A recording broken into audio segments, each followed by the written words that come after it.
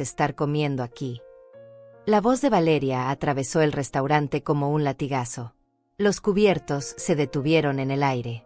Las conversaciones murieron. Hasta la música de fondo pareció bajar su volumen. Todos los ojos se volvieron hacia nuestra mesa, hacia mí, hacia la mujer de 71 años que había osado sentarse en una cena que aparentemente no merecía. Esta mesa es para mis invitados, continuó ella, con esa sonrisa falsa que ya conocía tan bien. No para cualquiera. Yo no me moví. No temblé. No bajé la mirada. Solo sostuve mi vaso de agua, el único objeto que había frente a mí en esa mesa llena de platos exquisitos, y observé cómo mi nuera disfrutaba de su momento de poder. Carlos, mi hijo, mi único hijo, permanecía en silencio a mi lado. Su mirada fija en su plato de carne, como si el diseño de la salsa fuera lo más fascinante del mundo.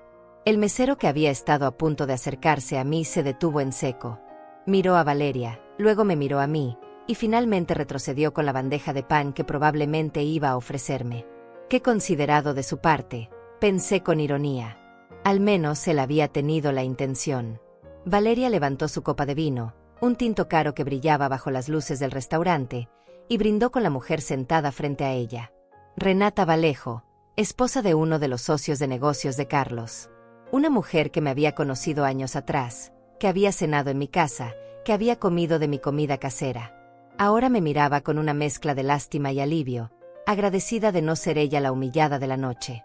Por las nuevas oportunidades, dijo Valeria alzando su copa más alto, y por saber reconocer quién merece estar en nuestras vidas. Todos brindaron. Menos yo, por supuesto. No tenía nada con que brindar excepto mi agua tibia.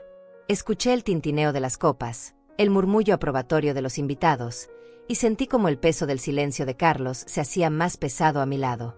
Mi hijo, el hombre que yo había criado sola después de que su padre muriera, no dijo una sola palabra en mi defensa.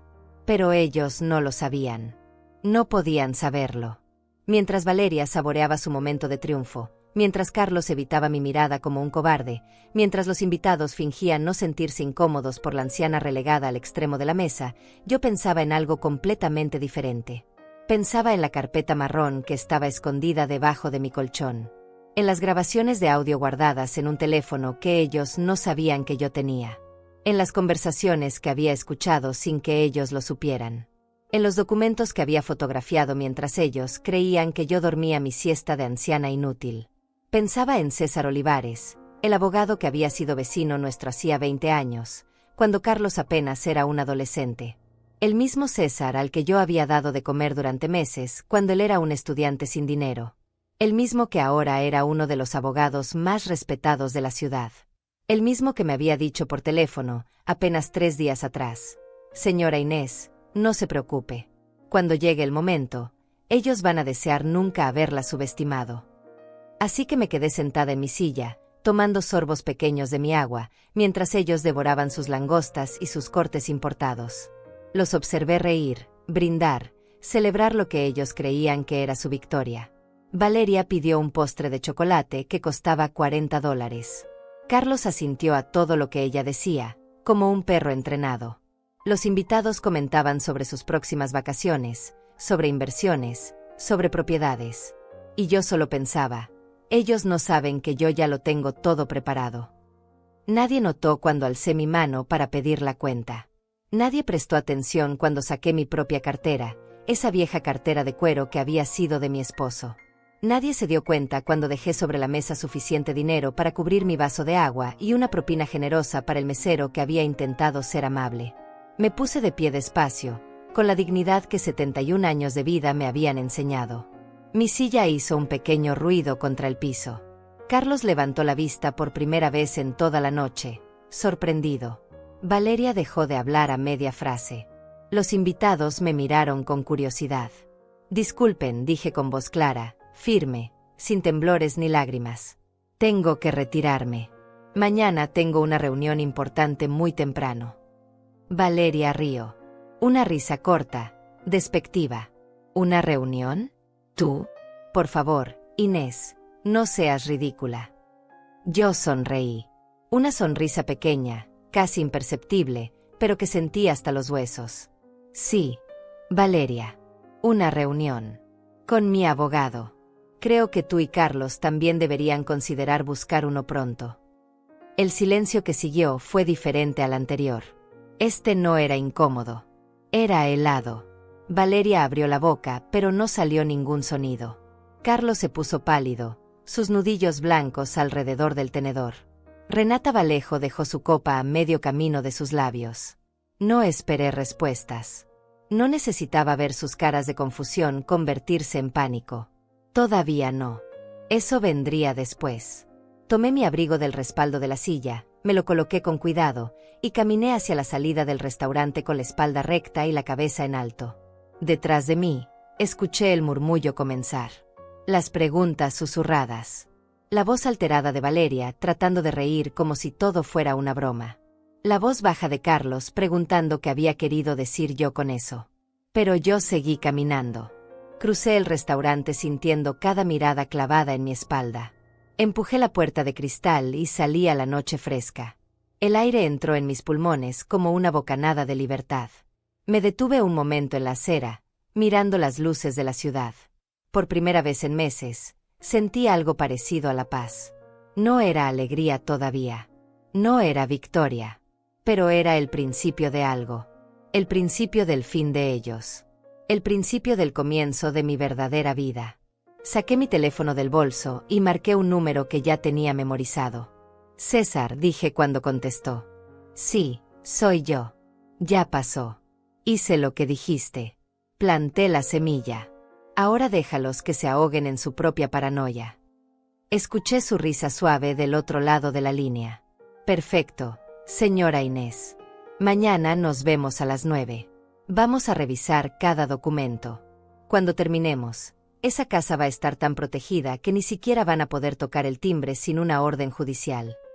Colgué y guardé el teléfono. Levanté la mano para detener un taxi que pasaba. Mientras me subía, eché un último vistazo al restaurante a través de la ventana iluminada. Pude ver a Valeria gesticulando con violencia. A Carlos con la cabeza entre las manos. A los invitados incómodos, queriendo escapar de una situación que de pronto se había vuelto tóxica. Sonreí de nuevo. Esta vez más ampliamente. Apenas empieza, murmuré para mí misma mientras el taxi arrancaba. Esto apenas empieza. El taxi me dejó frente a mi casa 20 minutos después. Esa casa que había sido mi hogar durante 43 años. La misma donde había criado a Carlos, donde había llorado la muerte de mi esposo, donde había celebrado cumpleaños y navidades que ahora parecían pertenecer a otra vida. Una vida donde yo todavía creía que el amor de un hijo era incondicional. Abrí la puerta y el silencio me recibió como siempre. Un silencio que ya no me asustaba, que ya no me hacía sentir sola. Me había acostumbrado a él. Encendí la luz de la sala y todo estaba exactamente como lo había dejado. La manta doblada sobre el sofá. Las fotografías en la repisa. Carlos de niño, sonriendo sin dientes. Carlos en su graduación, abrazándome con orgullo. Carlos el día de su boda, con Valeria del brazo, y yo al lado, todavía creyendo que mi nuera me aceptaría como parte de su nueva familia. Qué ingenua había sido. Me senté en mi silla favorita, esa mecedora que había comprado en una venta de garaje hace años, y cerré los ojos. Las imágenes comenzaron a llegar, como siempre lo hacían cuando estaba sola. Los recuerdos que me habían traído hasta esta noche, hasta ese restaurante, hasta esa humillación pública que ellos creían que era su triunfo. Todo había comenzado a cambiar hace 3 años. No de golpe. No con un evento dramático. Fue gradual, como el óxido que va carcomiendo el metal sin que te des cuenta hasta que todo se desmorona. Al principio fueron las visitas. Carlos venía a verme cada domingo. Llegaba con pan dulce, se sentaba en esta misma sala, y me contaba sobre su trabajo, sobre sus planes. Valeria venía con él a veces, siempre con prisa, siempre mirando su teléfono, pero al menos venía. Yo cocinaba para ellos. Preparaba el mole que a Carlos le encantaba desde niño. Horneaba el pastel de 3 leches que mi esposo decía que era el mejor del mundo. Luego los domingos se convirtieron en cada 15 días. Las excusas eran razonables. Mucho trabajo. Compromisos sociales. Cansancio. Yo entendía. O al menos fingía entender. Les mandaba comida en contenedores de plástico que nunca me devolvían. Llamaba para saber cómo estaban. Carlos contestaba con monosílabos. Sí, mamá. No, mamá. Después te llamo, mamá. Después fueron una vez al mes. Luego cada 2 meses. Hasta que un día me di cuenta de que había pasado medio año desde la última vez que mi hijo había cruzado la puerta de mi casa. Pero yo seguía llamando. Seguía preguntando. Seguía siendo la madre que espera, que comprende, que no reclama. Porque eso es lo que nos enseñaron a las mujeres de mi generación. Que el amor se demuestra con silencio. Que una buena madre no molesta. Que debemos estar agradecidas por las migajas de atención que nos dan. La primera vez que Valeria mostró su verdadero rostro fue en mi cumpleaños número 69. Yo había organizado una pequeña cena en mi casa. Nada elaborado. Solo quería ver a mi hijo, compartir un momento juntos. Preparé su comida favorita, compré un vino que me había costado $50, más de lo que normalmente gastaba, pero era mi cumpleaños y quería que todo fuera especial. Carlos llegó tarde. 1 hora tarde. Y cuando entró, Valeria venía detrás de él con una expresión que dejaba claro que preferiría estar en cualquier otro lugar. No trajeron regalo. Ni siquiera una tarjeta. Carlos murmuró un feliz cumpleaños, mamá mientras revisaba su teléfono, y Valeria se sentó en el borde de la silla como si temiera contagiarse de pobreza. Comieron rápido. Valeria apenas probó la comida. Dijo algo sobre estar cuidando su figura, sobre que la comida casera era muy pesada. Carlos no la contradijo. Yo serví el pastel que había horneado esa mañana, y Valeria lo rechazó. Demasiadas calorías, dijo con una sonrisa que no era una sonrisa. Además, tenemos una cena importante en 1 hora. No podemos quedarnos. Se fueron antes de que yo pudiera apagar las velas. Me quedé sola en mi cocina, mirando el pastel intacto, las sillas vacías, la comida que había preparado con tanto cariño y que apenas habían tocado. Lloré esa noche. Lloré como no había llorado desde que mi esposo murió. Pero todavía no entendía lo que realmente estaba pasando. Todavía creía que era mi culpa. Que tal vez yo era demasiado demandante. Que tal vez mi casa no era lo suficientemente elegante para la nueva vida que Carlos y Valeria estaban construyendo. Entonces vino la Navidad de ese mismo año. Yo había ahorrado durante meses para comprarles regalos. Una camisa cara para Carlos, de esas que él usaba ahora para sus reuniones de negocios. Un perfume francés para Valeria, que había visto en su tocador la última vez que visité su apartamento. Gasté casi $400 en total. Dinero que mi pensión apenas podía cubrir, pero para mí valía la pena. Eran mi familia. Mi única familia. Llegué a su apartamento la tarde del 24 de diciembre. Había tomado 2 autobuses para llegar hasta ese vecindario donde todo costaba el doble. Toqué el timbre con las bolsas de regalo en las manos, emocionada de pasar la Nochebuena con ellos. Valeria abrió la puerta. Llevaba un vestido negro elegante, maquillaje perfecto, tacones altos. Me miró de arriba abajo, y vi cómo su expresión pasaba de la sorpresa al disgusto en menos de 1 segundo. Inés, dijo sin abrir completamente la puerta. No sabíamos que venías. Les llamé la semana pasada, respondí confundida. Carlos me dijo que podía venir a cenar. Ella suspiró. Un suspiro largo, exagerado, como si yo fuera un problema que había aparecido en el peor momento. Tenemos invitados. Gente importante. Socios de Carlos. No podemos tener. No es una cena familiar. Me quedé helada en el pasillo. Detrás de Valeria podía escuchar risas, música suave, el tintineo de copas. Una fiesta. Estaban teniendo una fiesta de Navidad y yo no estaba invitada. Pero es Nochebuena, murmuré, sintiendo como mi voz se quebraba. Lo sé, dijo Valeria con impaciencia. Por eso tenemos invitados. Mira, deja los regalos aquí. Carlos te llamará mañana o pasado. Y cerró la puerta. Así, sin más.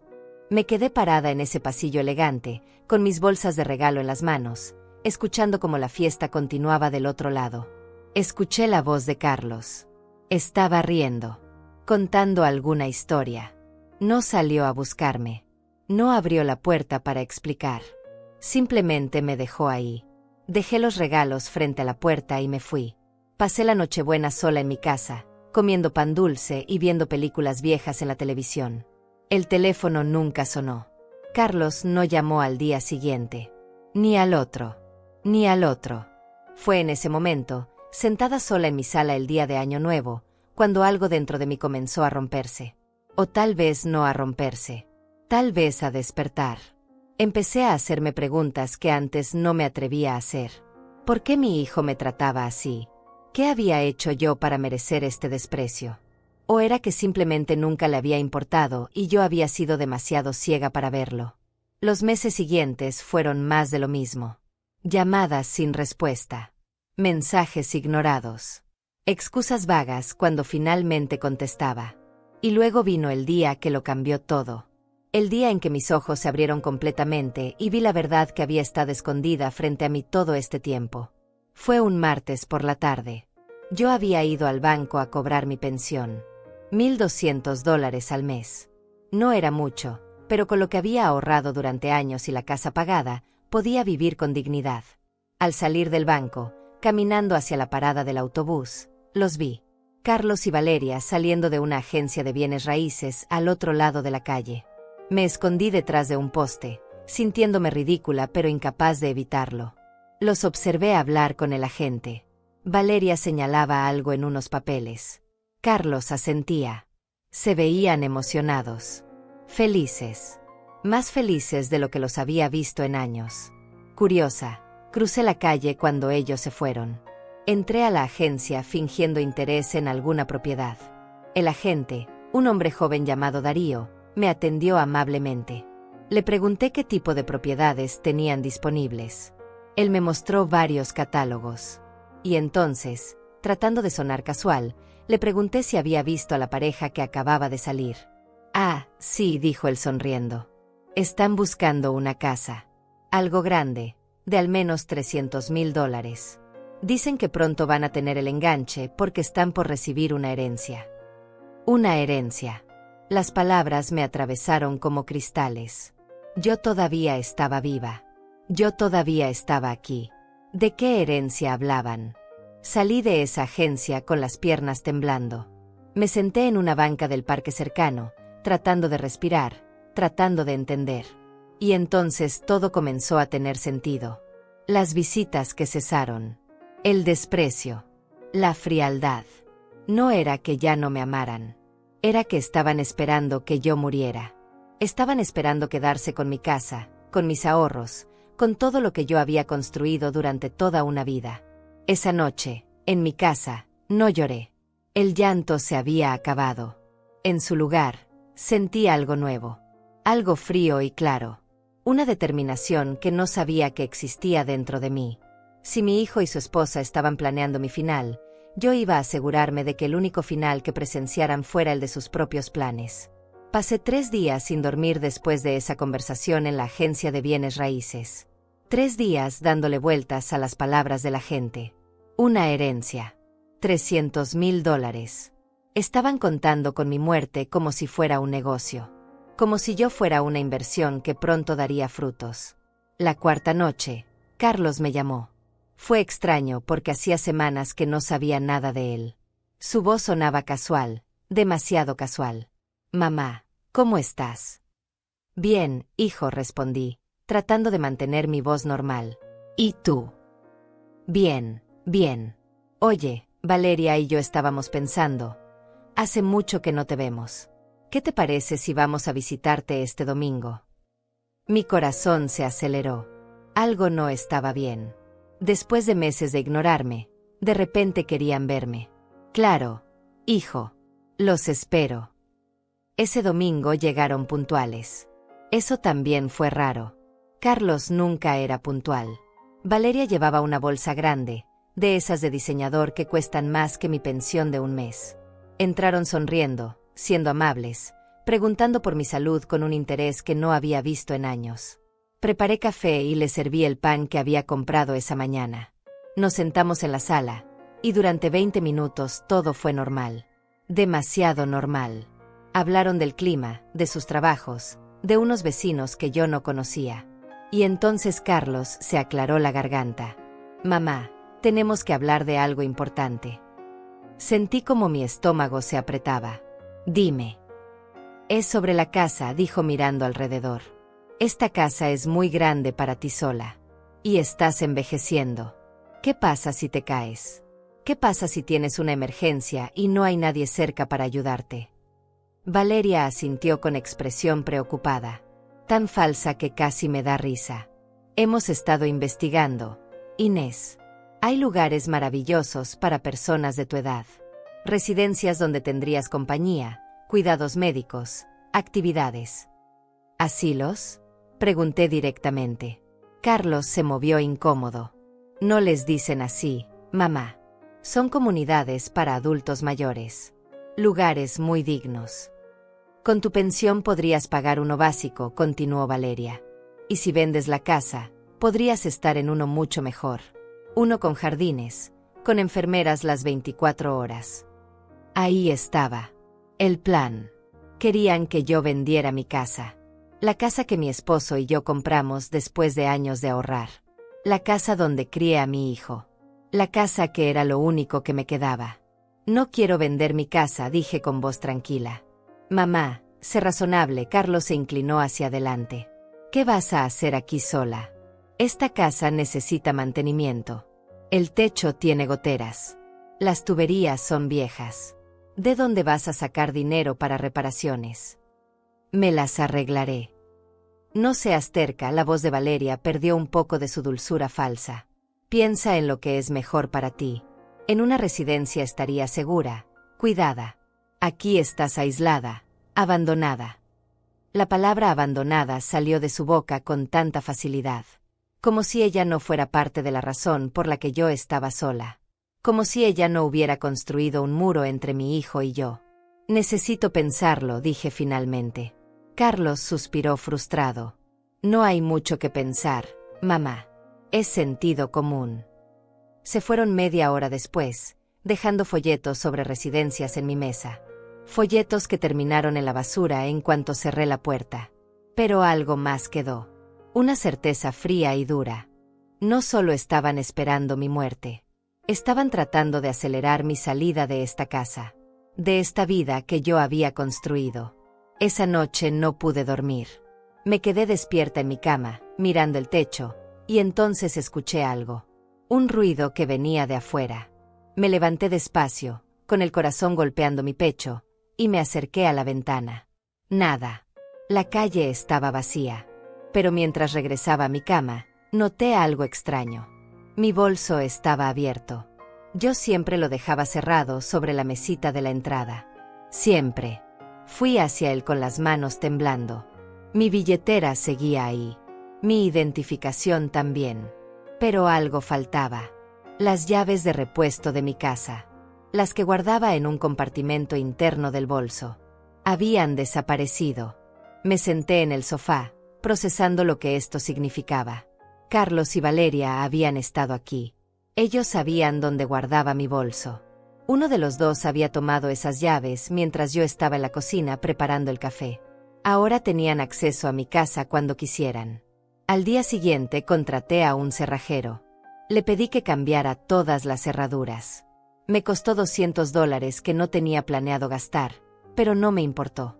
Cuando terminó, me sentí un poco más segura. Un poco. Pero sabía que esto era solo el principio. 2 semanas después llegó una carta. Era del banco. Una solicitud de préstamo a mi nombre. $50,000 usando mi casa como garantía. Yo no había solicitado ningún préstamo. Llamé al banco inmediatamente. Me dijeron que la solicitud había sido rechazada porque mi firma no coincidía con la que tenían en archivo. Pero alguien lo había intentado. Alguien había tratado de falsificar mi firma para sacar dinero usando mi propiedad. No necesitaba ser detective para saber quién había sido. Guardé esa carta. La puse en una caja de zapatos vieja que escondí en el fondo de mi armario. Era la primera prueba. La primera pieza de evidencia de lo que mi hijo y mi nuera estaban haciendo. Empecé a prestar atención a cosas que antes ignoraba. Empecé a mantener mis documentos importantes en un lugar seguro. Mi escritura de la casa. Mi testamento. Mis estados de cuenta bancarios. Todo lo guardé en esa caja. Y empecé a anotar fechas, horas, conversaciones. Un mes después, Carlos volvió a visitarme. Esta vez vino solo. Traía comida china, de esas que cuestan $20 y que él sabía que me gustaban. Se sentó conmigo, actuó como el hijo que recordaba de años atrás. Me preguntó cómo estaba. Me contó sobre su trabajo. Casi me convenció de que había sido mi imaginación, de que tal vez yo estaba siendo paranoica. Entonces, como quien no quiere la cosa, sacó unos papeles de su maletín. Mamá, necesito que me firmes algo. ¿Qué es? Es un poder notarial. Solo para que yo pueda ayudarte con tus cosas si algún día lo necesitas.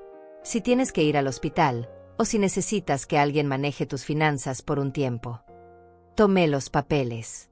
Los leí despacio, aunque mis ojos ya no eran lo que eran. Poder notarial amplio. Eso significaba que él podría hacer lo que quisiera con mi dinero, con mi casa, conmigo. Podría vender mi propiedad. Podría internarme en cualquier lugar. Podría vaciar mi cuenta bancaria. No voy a firmar esto, Carlos. Su expresión cambió. La máscara se cayó por un segundo, y vi algo en sus ojos que nunca había visto antes. Rabia. Frustración. Mamá, es por tu bien. ¿Qué pasa si te enfermas? ¿Qué pasa si quedas incapacitada? Si eso pasa, ya veremos. Pero ahora no voy a firmar nada. Se puso de pie bruscamente. Los papeles cayeron al suelo. Eres imposible. ¿Sabes eso? Imposible. Terca. Estamos tratando de ayudarte y tú nos pones obstáculos en cada paso. ¿Ayudarme? Lo miré fijamente. ¿Cómo me ayudaron cuando pasé la Navidad sola? ¿Cómo me ayudaron cuando cerré la puerta en mi cara en Nochebuena? Eso fue diferente. Teníamos compromisos. Siempre tienen compromisos. Excepto cuando quieren algo de mí. Carlos recogió sus papeles con movimientos bruscos.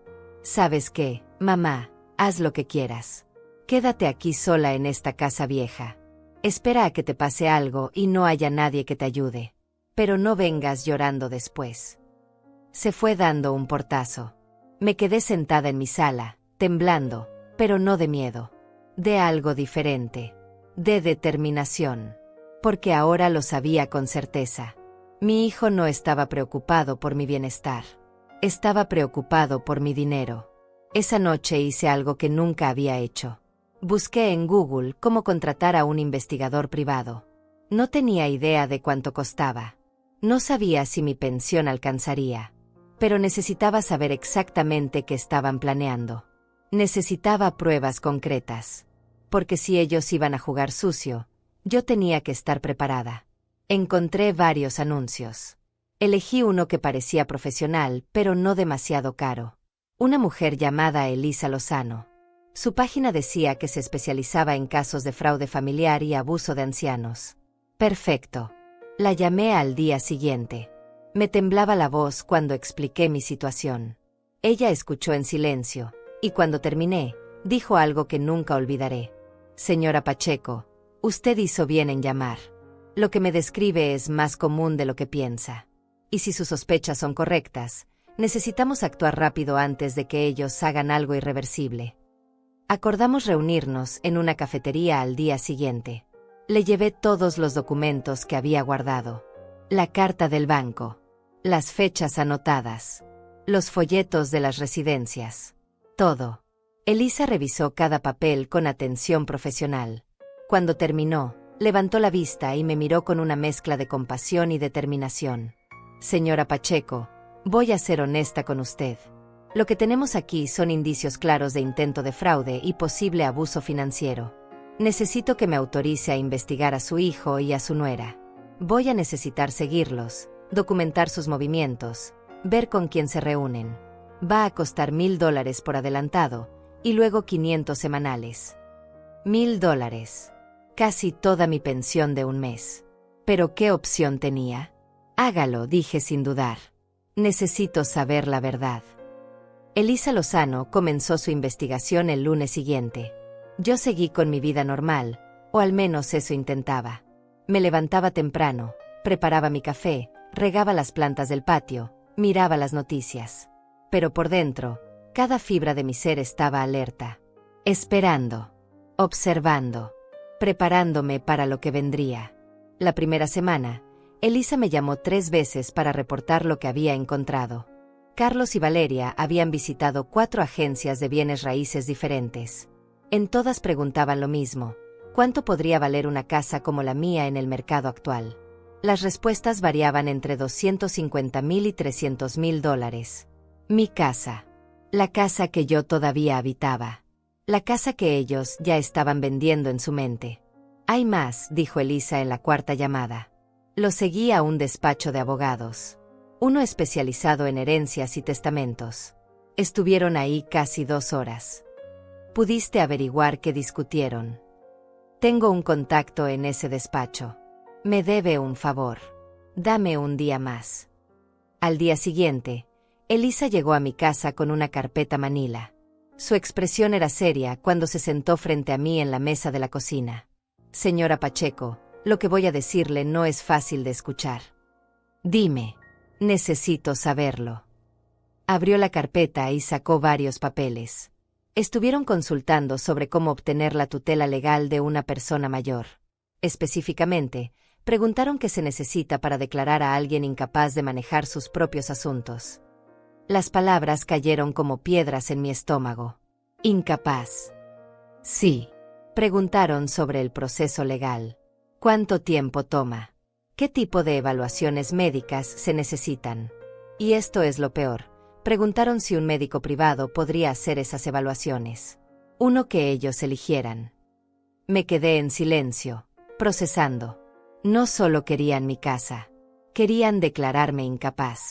Querían quitarme mi libertad, mi autonomía, mi derecho a decidir sobre mi propia vida. Hay algo más. Elisa sacó fotografías.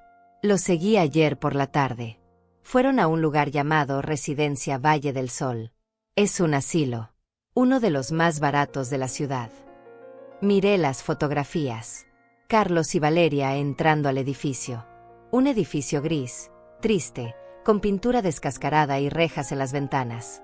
Nada que ver con las residencias elegantes de los folletos que me habían mostrado. Hablé con una empleada que trabaja ahí, continuó Elisa.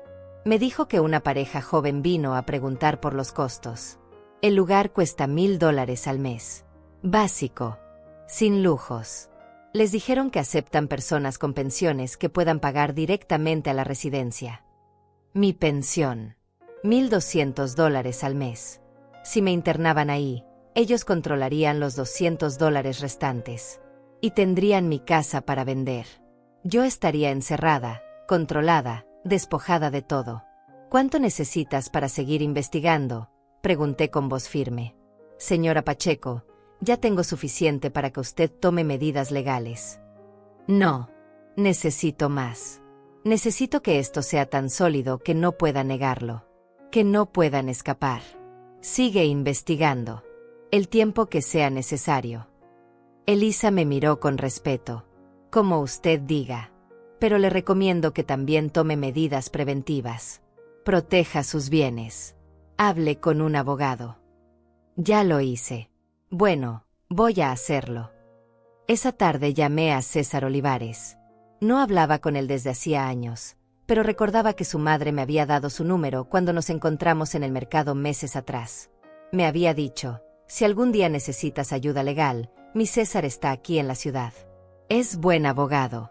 Y nunca olvidó lo que hiciste por él. Lo que hice por él fue simple. Cuando César era estudiante de Derecho, vivía en el departamento al lado del nuestro. Era un muchacho delgado, siempre con libros bajo el brazo, siempre estudiando. Su familia era pobre. Él trabajaba de noche y estudiaba de día. Más de una vez lo vi comiendo solo pan. Así que empecé a cocinar de más.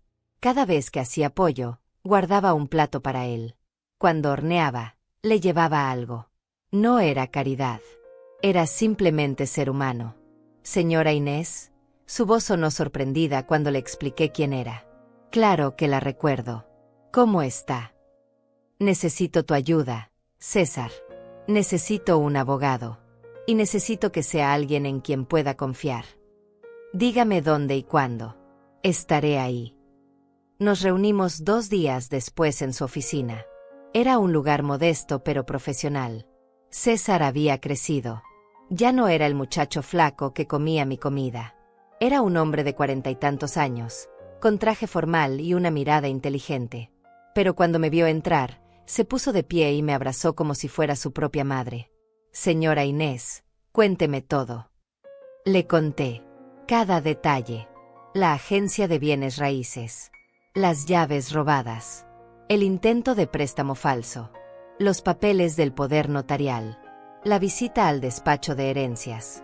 El asilo. Todo. César tomaba notas, su expresión cada vez más seria. Cuando terminé, él se recostó en su silla y dejó escapar un suspiro largo. Señora Inés, lo que me describe es un caso claro de abuso financiero de un adulto mayor. Posiblemente intento de fraude. Y conspiración para privación ilegal de la libertad. ¿Puedo hacer algo? Puede hacer mucho. Primero, vamos a blindar legalmente todo lo que usted posee. Su casa, sus cuentas bancarias, cualquier inversión o ahorro que tenga. Vamos a crear un fideicomiso que haga imposible que alguien más, incluyendo su hijo, pueda tocar esos bienes sin su autorización expresa. ¿Cuánto va a costar? César sonrió. Señora Inés, usted me dio de comer durante 2 años cuando yo no tenía nada. Me trató con dignidad cuando otros me miraban con lástima. ¿Cuánto cree que vale eso? No me debe un centavo. Esto lo hago porque es lo correcto. Sentí lágrimas quemando mis ojos, pero no las dejé salir. Todavía no. Gracias, César. Hay algo más que podemos hacer, continuó. Podemos preparar una trampa legal. Hacer que ellos mismos se incriminen.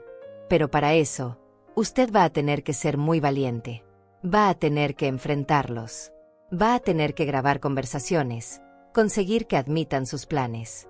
¿Está dispuesta a hacer eso? Sí, lo que sea necesario. Durante las siguientes 2 semanas, mi vida se convirtió en una actuación.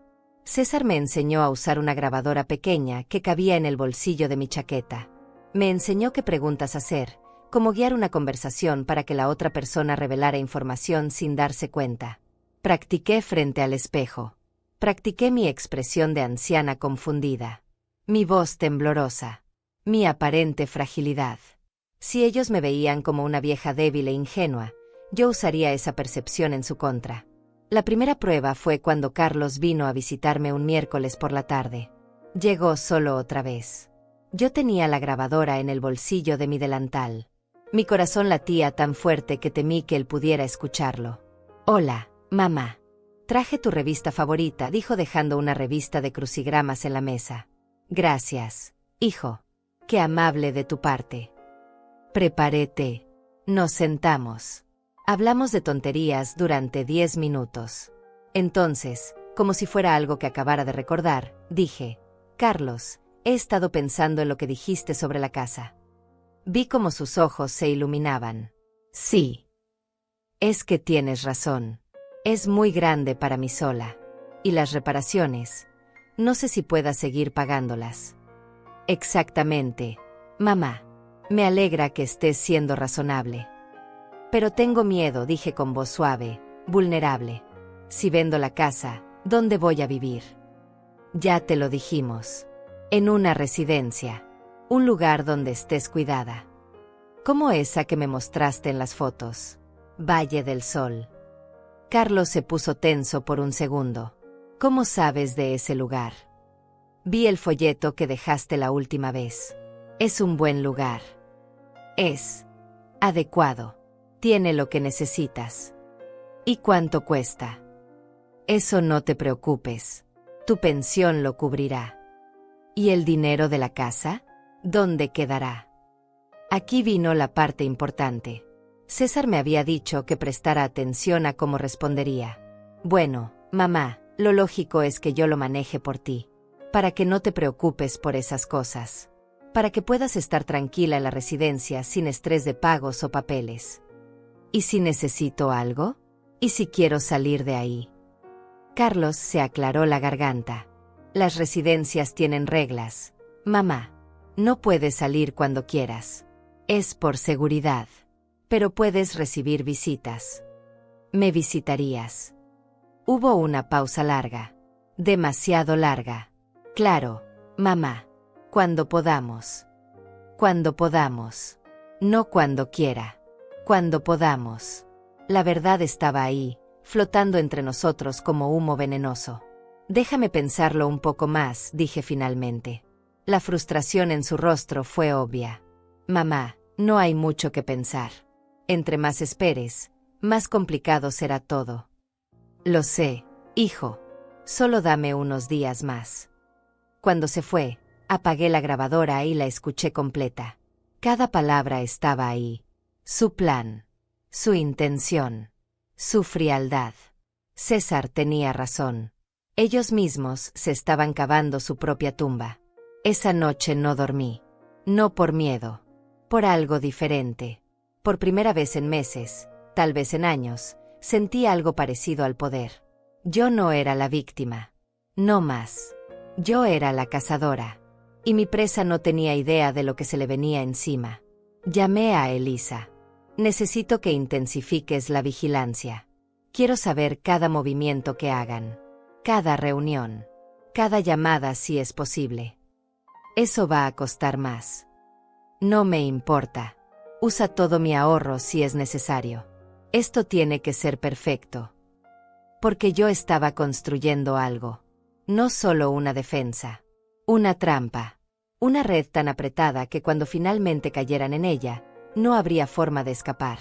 Y el momento perfecto para cerrar esa red estaba llegando. Lo sentía en mis huesos.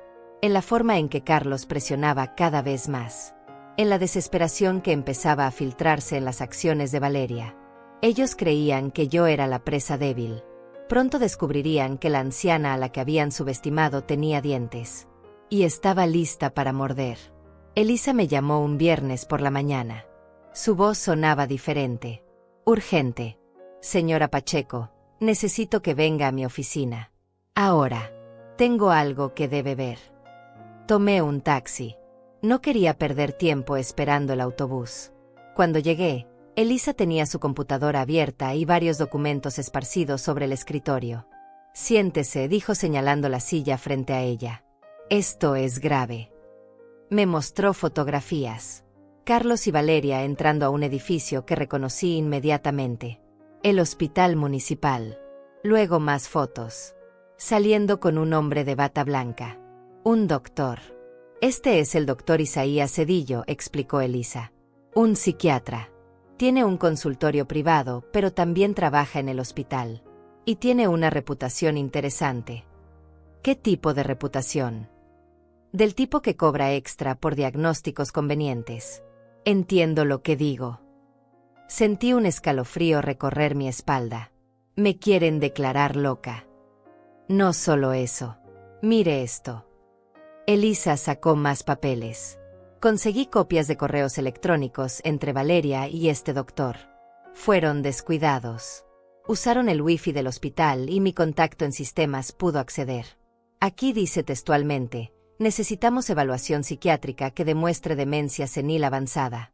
Incapacidad para tomar decisiones. Necesario para proceso de tutela. ¿Cuánto costaría su colaboración? Las palabras bailaban frente a mis ojos. Demencia senil. Incapacidad. Tutela. Todo estaba ahí. Negro sobre blanco. El plan completo. Y él aceptó. Todavía está negociando el precio. Pero sí, básicamente aceptó. Quiere $5,000 por adelantado y la evaluación programada para dentro de 2 semanas. 2 semanas. El tiempo se estaba acabando. Si ese doctor me evaluaba y firmaba un papel diciendo que yo estaba demente, Carlos podría usar eso para quitarme todo. Mi casa. Mi libertad. Mi vida. Tenemos que actuar, dije con voz firme. Ya. No podemos esperar más. Estoy de acuerdo. ¿Tiene idea de cómo quiere hacerlo? Sí. Voy a darles exactamente lo que quieren. Voy a hacer que crean que ganaron. Y entonces voy a destruirlos frente a todos. Esa tarde fui a ver a César.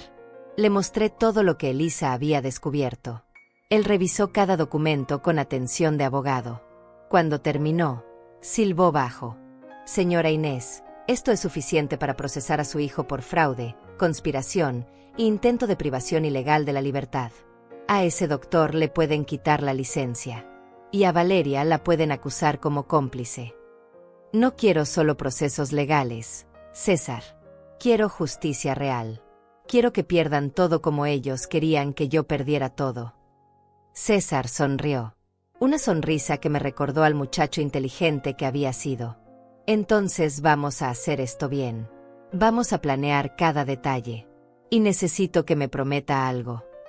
¿Qué? Que no va a dudar. Que cuando llegue el momento, va a ser tan dura como necesite serlo. Porque su hijo va a llorar. Va a suplicar. Va a decir que lo siente.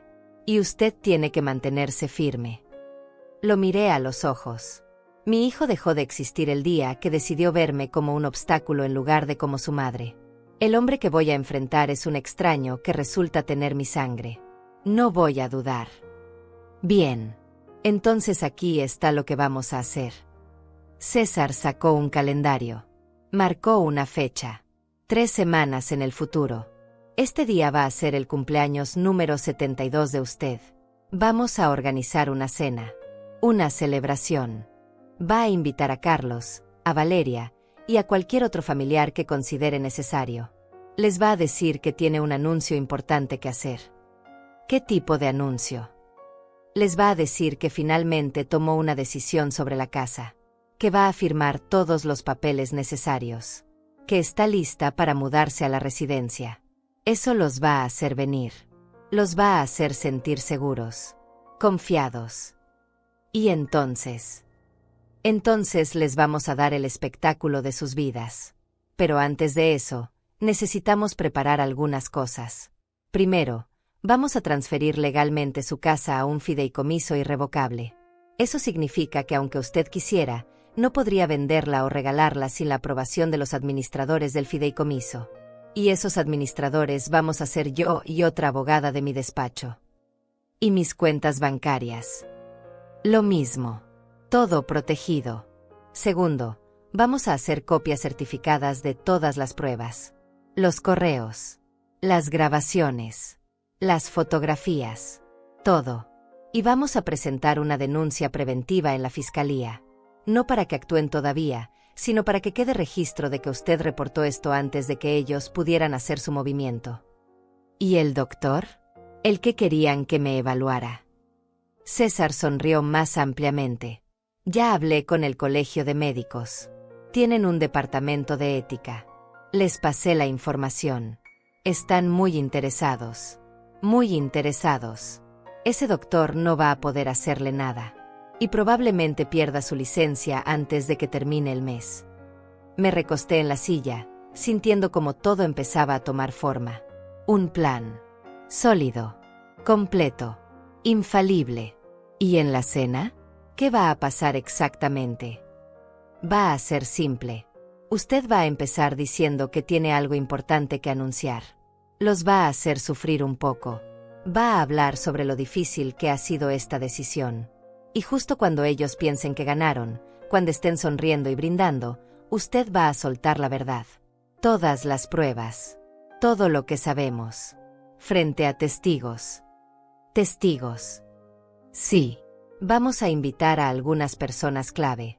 Vecinos que la conocen. Tal vez algún familiar lejano. Gente que pueda testificar después sobre lo que vieron y escucharon. Y yo voy a estar ahí también. Como su abogado. Para asegurarme de que todo sea legal. Y después, señora Inés, usted va a recuperar su vida. Va a romper con las personas que la traicionaron. Y va a comenzar de nuevo. En sus propios términos. Salí de la oficina de César con algo que no había sentido en años. Esperanza. Real. Sólida.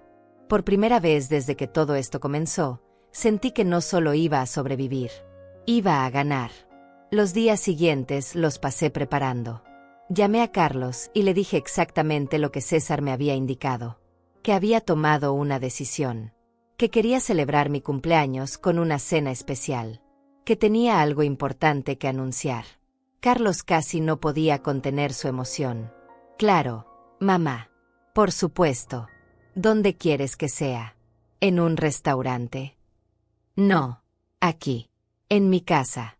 En la casa donde te crié. Una última cena en este lugar. Hubo un silencio. Luego, como quieras, mamá. Ahí estaremos. Colgué el teléfono y miré alrededor de mi sala. Las paredes que habían visto tantos años de mi vida. Los recuerdos buenos y malos que vivían en cada rincón. En 3 semanas, todo cambiaría. En 3 semanas, mi hijo descubriría que la anciana que había subestimado era mucho más fuerte de lo que jamás imaginó. Las 3 semanas pasaron como un suspiro y como una eternidad al mismo tiempo. Cada día me levantaba con un propósito claro. Ensayaba mis palabras frente al espejo. Practicaba mi expresión. Mi tono de voz.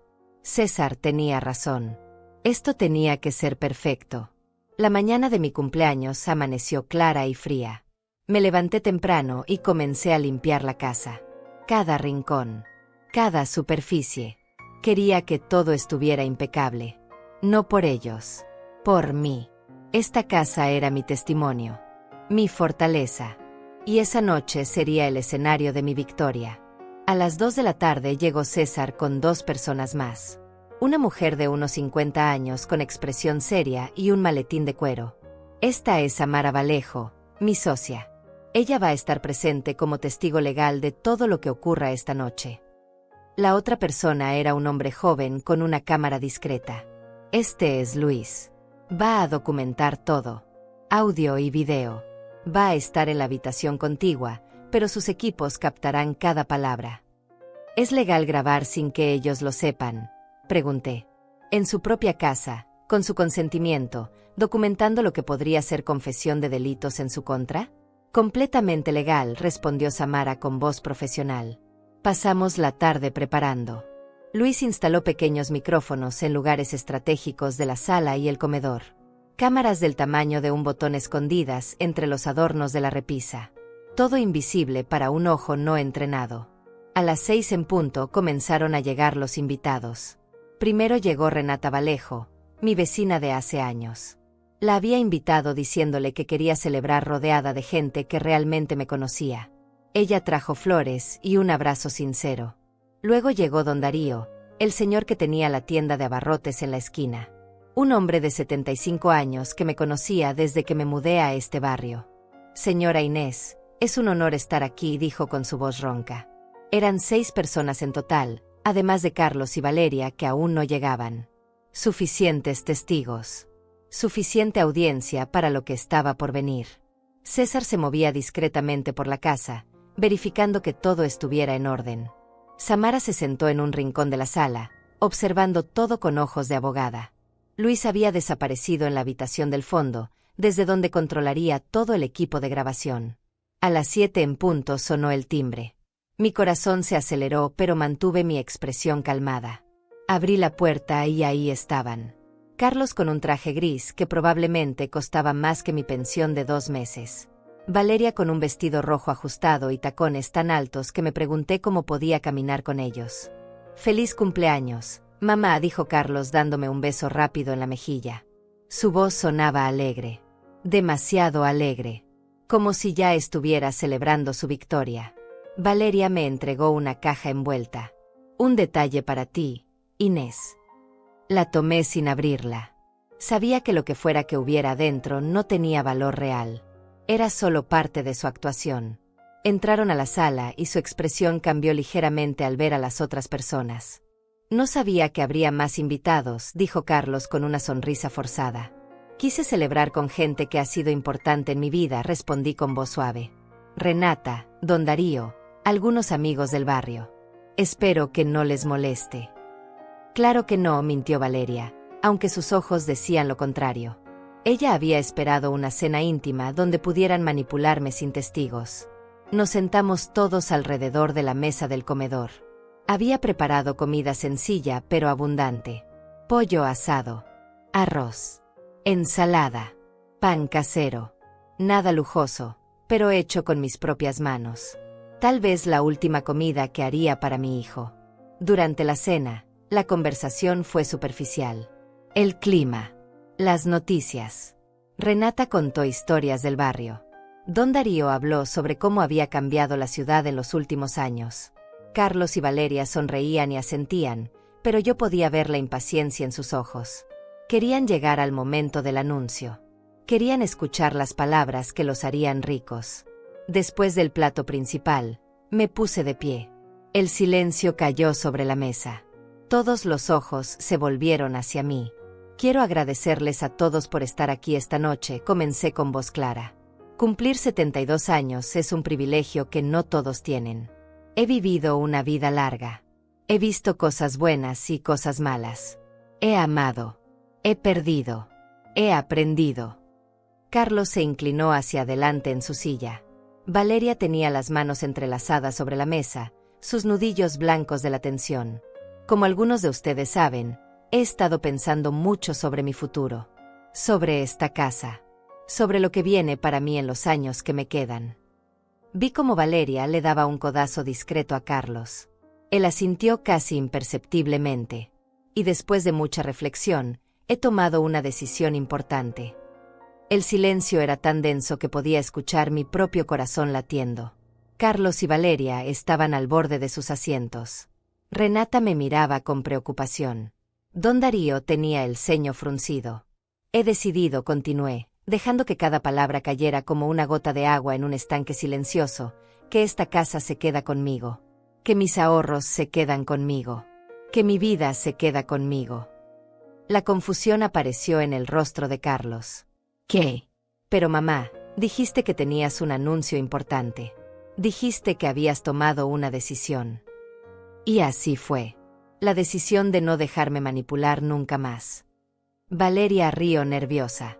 No entiendo de qué hablas. Inés. Nadie te está manipulando. No. Saqué de mi bolsillo una grabadora pequeña y la puse sobre la mesa. Entonces tal vez puedan explicarme esto. Presioné play. La voz de Carlos llenó el comedor. Lo lógico es que yo lo maneje por ti, para que no te preocupes por esas cosas, para que puedas estar tranquila en la residencia sin estrés de pagos o papeles. Luego mi voz.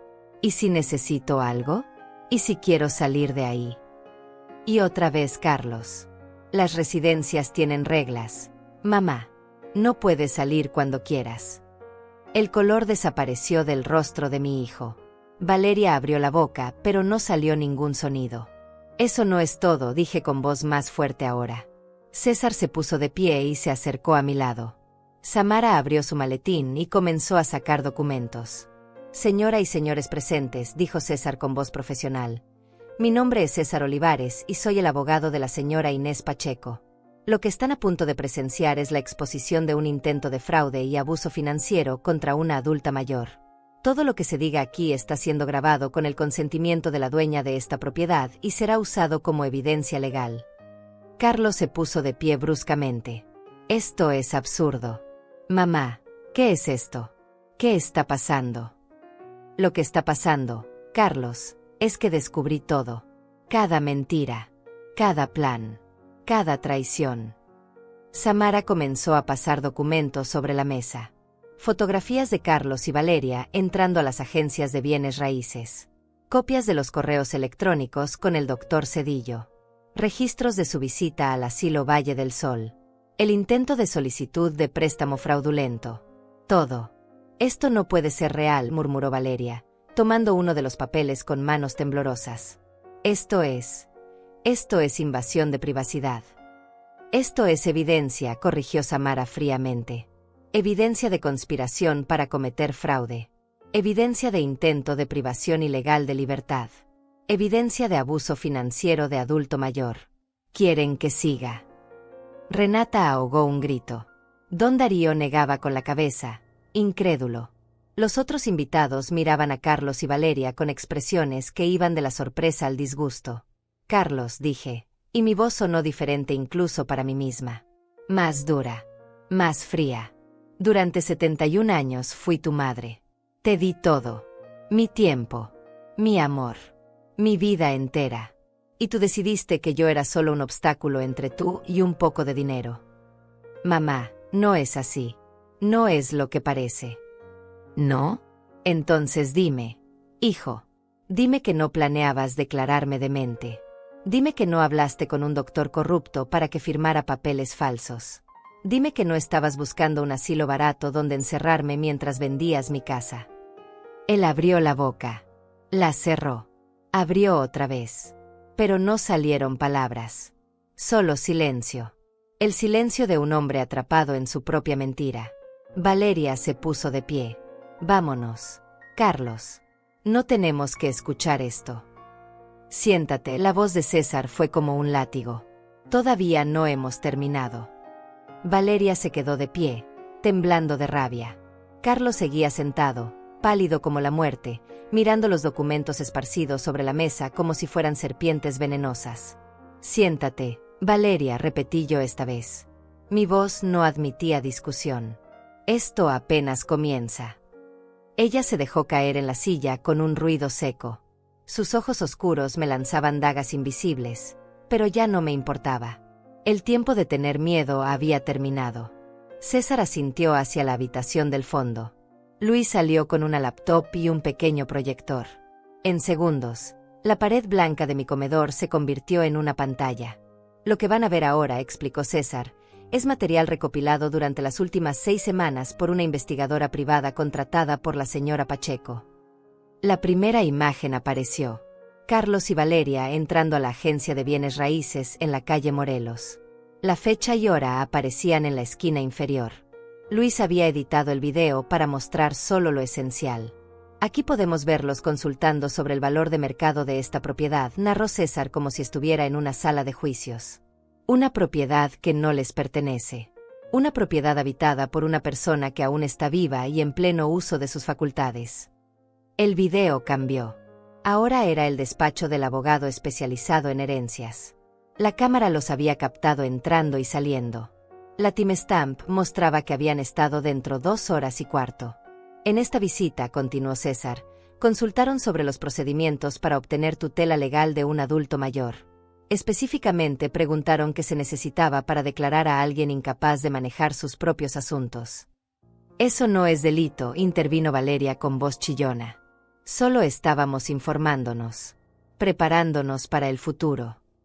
El futuro. Samara levantó otro documento. ¿Te refieres al futuro en el que la señora Pacheco estaría declarada demente por un psiquiatra corrupto? Ese futuro. El siguiente video los mostró en el hospital, reuniéndose con el doctor Cedillo.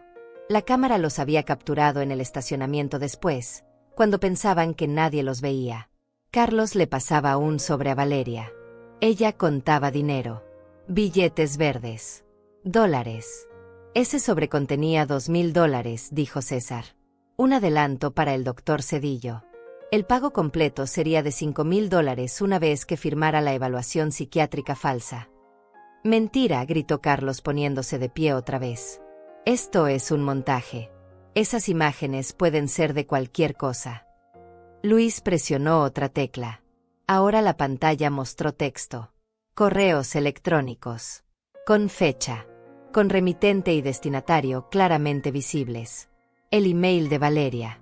El email del doctor. Necesitamos evaluación psiquiátrica que demuestre demencia senil avanzada, leyó César en voz alta. Incapacidad para tomar decisiones. Necesario para proceso de tutela. ¿Cuánto costaría su colaboración? Renata ahogó otro grito. Don Darío se puso de pie y caminó hacia Carlos. Lo miró directamente a los ojos. Muchacho, conocí a tu padre. Era un buen hombre. Un hombre de honor. Se estaría muriendo de vergüenza si pudiera ver esto. Carlos bajó la mirada. No pudo sostener los ojos del anciano. Hay más, dije yo, tomando el control de la situación otra vez. Muéstrales el asilo. El video cambió. Carlos y Valeria entrando al edificio gris de Valle del Sol. La fachada descascarada.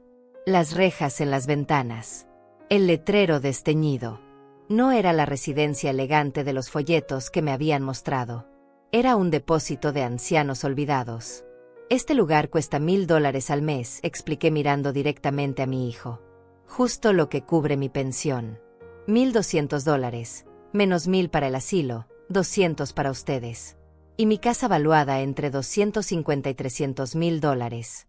Un buen negocio, ¿verdad, Carlos? Mamá, yo nunca. Su voz se quebró. ¿Nunca qué? ¿Nunca planeaste encerrarme en ese lugar? ¿Nunca soñaste con vender mi casa? ¿Nunca calculaste cuánto dinero obtendrías de mi muerte en vida? Las lágrimas comenzaron a rodar por las mejillas de Carlos. Pero yo ya no sentía compasión. Había gastado todas mis lágrimas en las noches solitarias, en las navidades sin él, en los cumpleaños olvidados. Samara, por favor, muéstrales el último documento, pedí. Samara sacó un papel oficial. Tenía el sello del banco. Este es el reporte de un intento de solicitud de préstamo fraudulento. 50.000 dólares usando esta propiedad como garantía. La firma no coincidió con la del archivo, por eso fue rechazado. Pero alguien lo intentó. ¿Alguno de ustedes quiere explicar quién fue? El silencio fue absoluto. Solo se escuchaba la respiración agitada de Valeria y el llanto ahogado de Carlos. Yo tengo una teoría, continué. Creo que Carlos tomó mis llaves una de las veces que vino. Hizo copias. Creo que entraron a mi casa cuando yo no estaba. Buscaron documentos. Fotografiaron mi escritura. Intentaron falsificar mi firma. Y cuando eso falló, pasaron al plan B, declararme loca. Señora Pacheco, César tomó la palabra otra vez. Desea presentar cargos formales contra estas personas por los delitos de intento de fraude, conspiración, falsificación de documentos y planeación de privación ilegal de libertad. Todos los ojos estaban sobre mí. Carlos me miraba con una mezcla de terror y súplica. Valeria había perdido toda su arrogancia. Parecía un animal acorralado. Todavía no, respondí. Primero quiero que entiendan algo. Me acerqué a Carlos. Quedé frente a él. Tan cerca que podía ver las lágrimas en sus pestañas. Las mismas pestañas que yo había limpiado cuando era niño y lloraba por una rodilla raspada. Durante 71 años, yo fui tu madre. Te cargué en mi vientre. Te di de comer. Te cuidé cuando estabas enfermo. Trabajé doble turno para pagarte la escuela cuando tu padre murió. Me quedé sin comer más de una vez para que tú tuvieras comida en tu plato. ¿Recuerdas eso, Carlos? Él asintió sin poder hablar. Y todo ese tiempo, yo creí que estaba criando a un hombre bueno. A un hombre honesto. A alguien que cuidaría de mí cuando yo lo necesitara, como yo cuidé de él. Pero me equivoqué. Lo que crié fue un extraño. Un extraño con mi apellido y sin mi corazón. Mamá, por favor. No me llames mamá. Perdiste ese derecho el día que decidiste que yo valía menos que un poco de dinero. Me volteé hacia los invitados. Renata lloraba en silencio. Don Darío tenía la mandíbula apretada. Los demás miraban con expresiones de shock y disgusto. Quiero que todos ustedes sean testigos de lo que voy a decir ahora. César, Samara, asegúrense de que quede grabado. César asintió.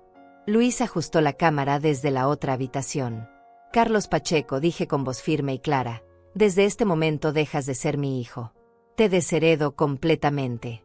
No recibirás ni un centavo de mí, ni un objeto de esta casa. Nada.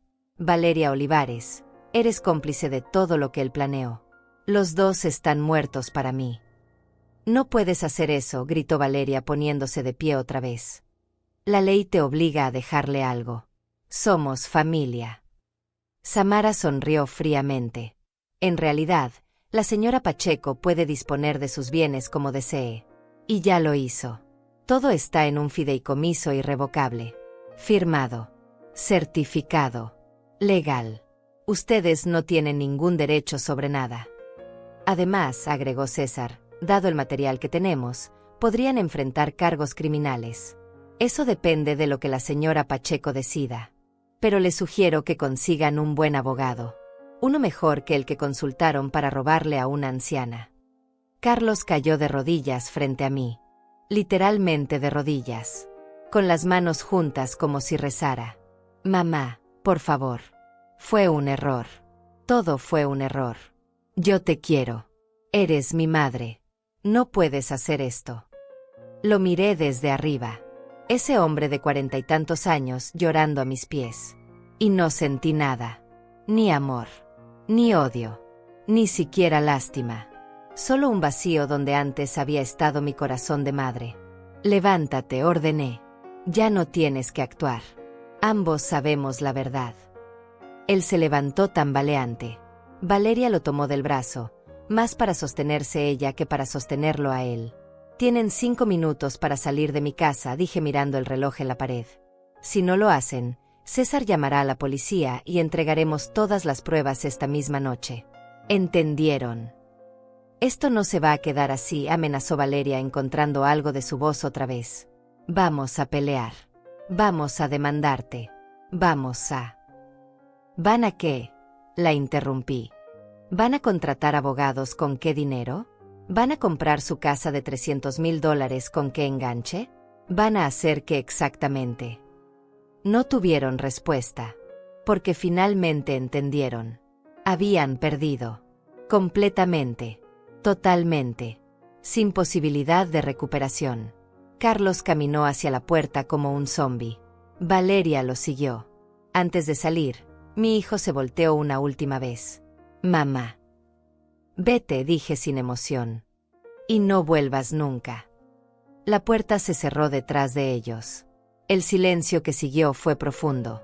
Sagrado casi. Después de que la puerta se cerró, me quedé de pie en el centro de mi sala mirando ese pedazo de madera como si pudiera ver a través de él. Como si pudiera ver a Carlos y Valeria bajando las escaleras, subiendo a su autocaro, alejándose de la vida que habían planeado robar. Renata fue la primera en moverse.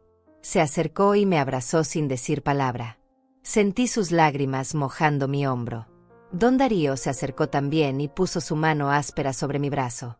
Hiciste lo correcto, Inés, dijo con voz grave. Lo correcto no siempre es lo fácil. Los otros invitados se despidieron uno por uno. Cada uno con palabras de apoyo. Cada uno prometiendo que si alguna vez necesitaba algo, solo tenía que llamar. Cuando el último salió, quedamos solo César, Samara, Luis y yo. ¿Cómo te sientes?, preguntó César. Vacía, respondí honestamente. Pero también, libre. Por primera vez en años, me siento libre. Samara comenzó a recoger los documentos. Luis desmanteló el equipo de grabación. César se sentó conmigo en el sofá. Todavía no hemos terminado, dijo suavemente. Esto fue solo la confrontación. Ahora viene la parte legal. Tenemos que decidir si presentamos cargos criminales o si simplemente aseguramos que nunca puedan acercarse a ti otra vez. ¿Qué recomiendas? Honestamente, con toda esta evidencia, podrían ir a prisión. Especialmente con el tema del doctor Cedillo. Fraude, conspiración, falsificación de documentos. Estamos hablando de años de cárcel potenciales. Me quedé en silencio pensando. ¿Quería ver a mi hijo en prisión? ¿Quería ser la responsable de destruir completamente su vida? Pero, continuó César, también podemos hacer algo diferente. Podemos presentar una orden de restricción. Prohibirles legalmente acercarse a ti o a tu propiedad. Podemos asegurarnos de que el doctor Cedillo pierda su licencia y enfrente sus propias consecuencias. Y podemos mantener toda esta evidencia como garantía. Si alguna vez intentan algo otra vez, entonces sí, vamos con todo. Eso, dije finalmente. Eso es lo que quiero. No quiero verlo en prisión. Ya no es mi hijo, pero tampoco quiero ser su verdugo. Solo quiero que me dejen en paz. Entonces eso haremos, Samara cerró su maletín. Mañana a primera hora presentamos la orden de restricción. También voy a enviar toda la información sobre el doctor Cedillo al colegio médico y a la fiscalía. Ese hombre va a perder todo. ¿Y mi casa? ¿Mi dinero? Todo está protegido. Completamente, aseguró César. El fideicomiso es irrevocable. Nadie puede tocarlo. Tu pensión entra directamente a una cuenta nueva que solo tú controlas. Tu testamento está actualizado dejando todo a instituciones de caridad. Carlos y Valeria no tienen ningún camino legal para obtener nada. Después de que todos se fueron, me quedé sola en mi casa. El silencio era diferente ahora. No era el silencio pesado de la soledad y el abandono.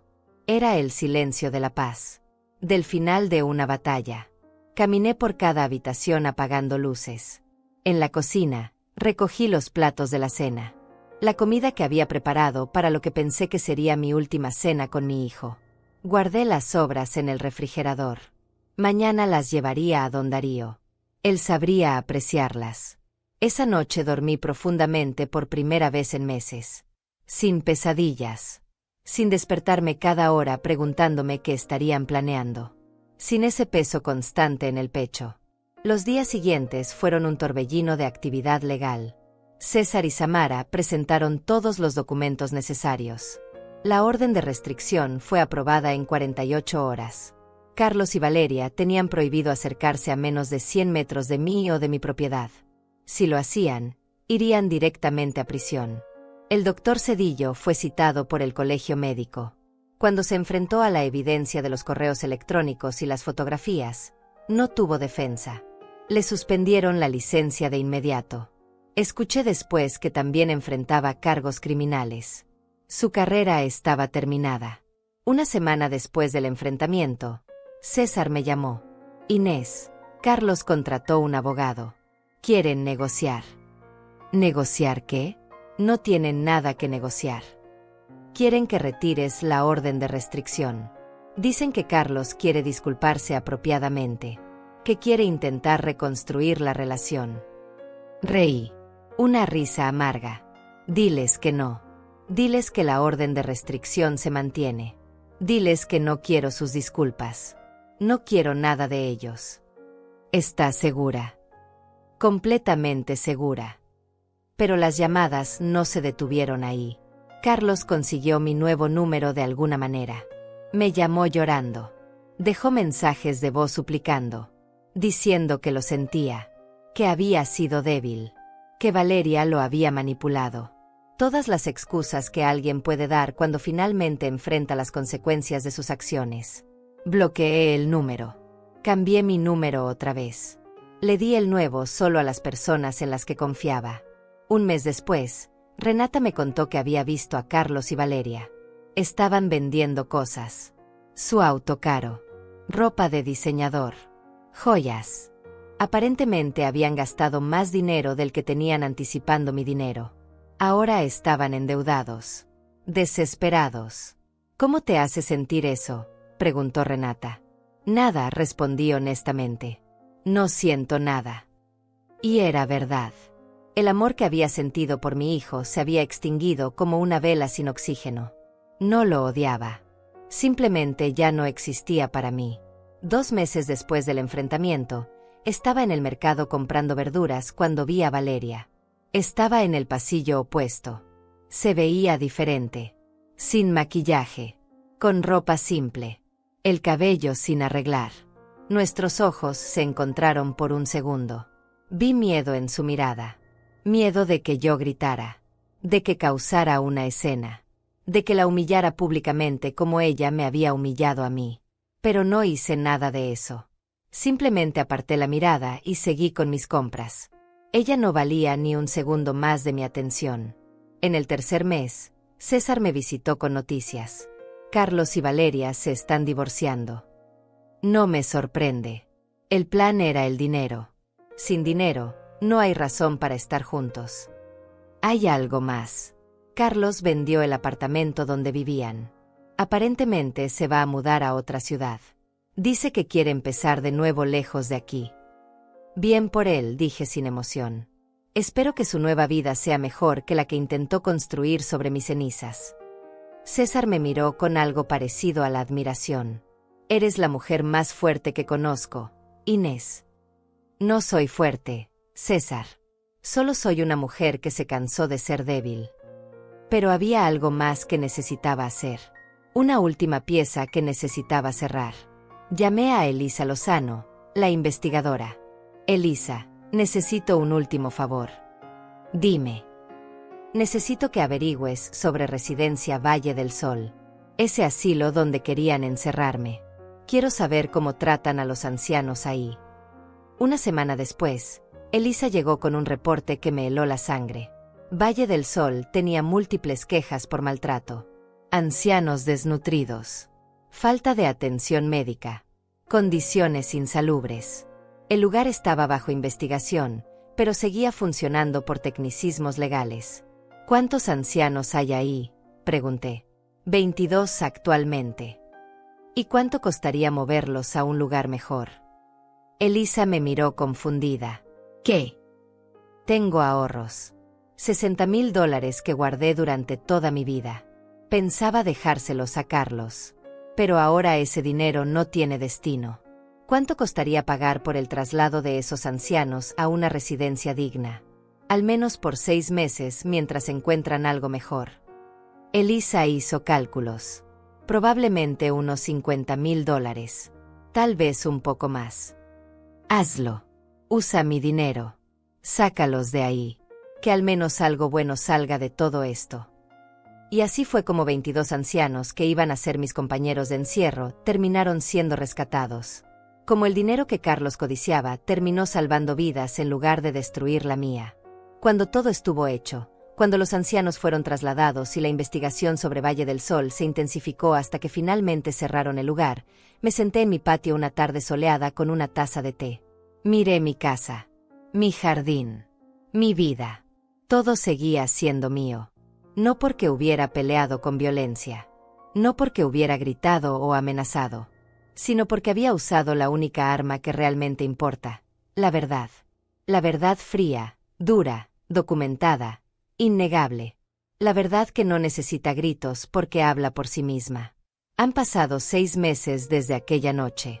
6 meses desde que cerré la puerta detrás de Carlos y Valeria por última vez. 6 meses desde que recuperé mi vida. Esta mañana me desperté temprano, como siempre. Pero ahora es diferente. No me despierto con ese peso en el pecho. No me pregunto qué estarán planeando. No espero llamadas que nunca llegan o visitas que solo traen dolor. Me despierto en paz. Preparé mi café y salí al patio. Las flores que planté el mes pasado están comenzando a florecer. Rosas amarillas. Siempre me gustaron las rosas amarillas, pero Carlos decía que eran ordinarias, que las rosas debían ser rojas o blancas. Ahora tengo todo un jardín de rosas amarillas y nadie me dice que son ordinarias. El timbre sonó mientras regaba las plantas.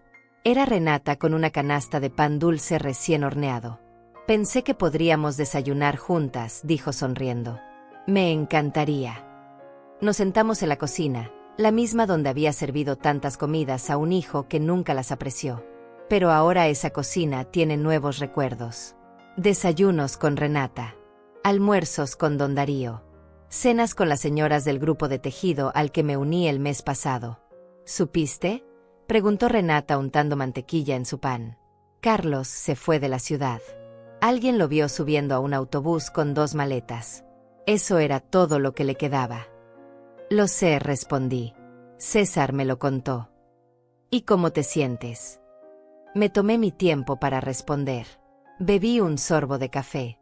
Miré por la ventana hacia mi jardín. Me siento como si hubiera cerrado un libro muy largo y muy triste. Y ahora estoy lista para comenzar uno nuevo. Renata sonrió y tomó mi mano sobre la mesa. Eres una inspiración, Inés. De verdad. Después de que ella se fue, recibí una llamada de César. Inés, tengo noticias. ¿Recuerdas los 22 ancianos que ayudaste a trasladar? Por supuesto. Uno de ellos, un señor de 82 años llamado don Luis Cedillo, resulta que es bastante rico. Tiene una pensión generosa y propiedades. Pero no tenía familia que lo cuidara, por eso terminó en Valle del Sol. Quiere conocerte. Quiere agradecerte personalmente. No es necesario, César. Lo hice porque era lo correcto. Lo sé, pero él insiste. Y hay algo más.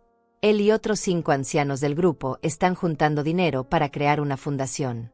Una fundación que ayude a ancianos en situaciones de abuso o abandono. Quieren que tú seas parte de la directiva. Me quedé en silencio procesando eso. Una fundación. Ayudar a otros que están pasando por lo que yo pasé. Inés, ¿sigues ahí? Sí, estoy aquí. Dile a don Luis que me encantaría conocerlo.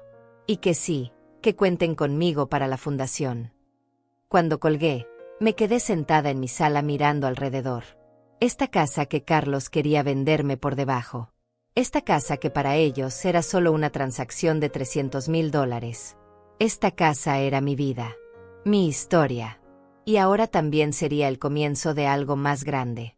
Esa tarde fui al banco. No a cobrar mi pensión, sino a abrir una cuenta nueva. Una cuenta para la fundación. Deposité los $10,000 que me quedaban de mis ahorros después de ayudar con los traslados. Era un comienzo pequeño, pero los comienzos siempre son pequeños. Cuando salí del banco, el sol estaba comenzando a ponerse. Caminé por el parque cerca de mi casa. Vi familias paseando, niños jugando, parejas de ancianos tomados de la mano. Y por primera vez en años, no sentí envidia. No sentí dolor por lo que perdí. Solo gratitud por lo que encontré. Encontré mi fuerza. Encontré mi voz. Encontré mi valor. Llegué a casa cuando ya estaba oscureciendo. Encendí las luces y me preparé una cena sencilla. Sopa de verduras. Pan tostado. Un vaso de agua. Comí despacio, saboreando cada bocado. Nadie me miraba con desprecio. Nadie me hacía sentir que no merecía estar ahí. Después de cenar, saqué mi teléfono y miré las fotos viejas. Había una de Carlos cuando tenía 5 años. Sonriendo sin un diente delantero. Cubierto de lodo después de jugar en el parque. Yo estaba detrás de él en la foto, riéndome también. Esa mujer en la foto. Esa madre feliz. Ella hizo lo mejor que pudo. Amó con todo lo que tenía. No fue su culpa que su amor no fuera suficiente para crear un buen hombre. Algunos árboles crecen torcidos sin importar cuánto sol reciban. Borré la foto. Borré todas las fotos de Carlos. No con rabia. Con aceptación. Ese capítulo de mi vida estaba cerrado. Las páginas en blanco que venían eran mías para llenar como yo quisiera. Me acosté temprano esa noche. Pero antes, escribí algo en mi diario. Algo que necesitaba dejar registrado. Mi nombre es Inés Pacheco. Tengo 72 años. Durante la mayor parte de mi vida, me definí por mis relaciones. Esposa de, madre de, viuda de. Pero esas definiciones me las dieron otros. Ahora me defino yo misma. Soy Inés. Sobreviviente. Luchadora. Mujer libre. Mi historia no terminó cuando mi esposo murió. No terminó cuando mi hijo me traicionó. Mi historia apenas comienza. Cerré el diario y apagué la luz. En la oscuridad de mi habitación, pensé en todo lo que había pasado. En cómo había comenzado como una víctima silenciosa y había terminado como una guerrera tranquila. No necesité gritar para ser escuchada. No necesité violencia para ganar mi batalla. Solo necesité coraje. El coraje de ver la verdad. El coraje de actuar. El coraje de dejar ir lo que ya no me servía, incluso si ese algo llevaba mi apellido. Mañana tengo una reunión con don Luis y los otros ancianos. Vamos a empezar a planear la fundación. Vamos a crear algo que ayude a otros a no sufrir lo que nosotros sufrimos. Vamos a convertir nuestro dolor en propósito. Y después de la reunión, voy a ir al salón de belleza. Voy a cortarme el cabello. Un corte moderno. Algo diferente. Porque estoy cansada de verme en el espejo y ver a la misma mujer de siempre. Quiero ver a la nueva Inés. La Inés que nació de las cenizas de la traición. En algún lugar de esta ciudad, o tal vez en otra ciudad, Carlos está empezando su nueva vida. Espero que haya aprendido algo. Espero que algún día mire hacia atrás y entienda lo que perdió. No el dinero. No la casa. Sino a una madre que lo hubiera amado incondicionalmente hasta su último aliento si él hubiera sido digno de ese amor. Pero eso ya no es mi problema. Él eligió su camino. Yo elegí el mío. Y mi camino es de luz. De paz. De propósito. Me quedé dormida con una sonrisa en los labios. Soñé con mi jardín lleno de rosas amarillas. Soñé con una casa llena de risas nuevas. Soñé con una vida que finalmente era mía. Porque al final, eso es lo que esto siempre fue. No una historia de venganza, sino una historia de liberación. De una mujer que estuvo perdida y se encontró a sí misma. De una madre que dejó de serlo para poder ser simplemente Inés. Mi nombre ya no está atado al de ellos. Mi historia ya no está definida por su traición. Mi vida ya no está en sus manos. Mi nombre es Inés Pacheco. Tengo 72 años. Y mi historia apenas comienza. Esta vez, la escribo yo. Con mis propias palabras. En mis propios términos. Y nadie, absolutamente nadie, puede quitarme eso. Amanecí sabiendo que cada día que viene es un regalo que me di a mí misma. No esperé que me salvaran. Me salvé sola. No esperé justicia del cielo. La construí con mis propias manos. Y si hay algo que quiero que otras mujeres sepan, otras madres, otras ancianas que están pasando por lo que yo pasé, es esto: nunca es tarde para defenderte. Nunca es tarde para decir basta. Nunca es tarde para recuperar tu vida.